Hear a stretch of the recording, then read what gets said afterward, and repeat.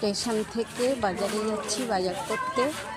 বাজারটা একটু দূরে, 5 থেকে 6 মিনিট লাগবে হেঁটে। চলে এলাম বাজারের ভিতরে, বাজারে যাচ্ছি।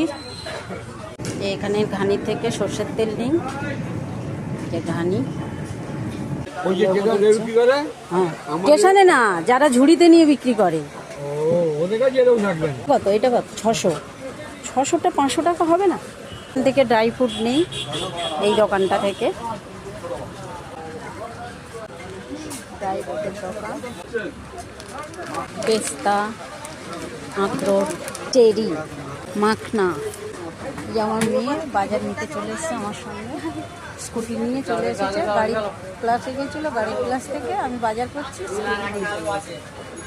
ঝিঙে ঝিঙে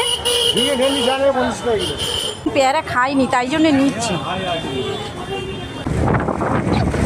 আমি বাজার করে বাড়ি যাচ্ছি। গেট উঠলে তারপরে যাব, ট্রেন আসুক। বাড়িতে চলে এসেছি, এই গেট খুলছি।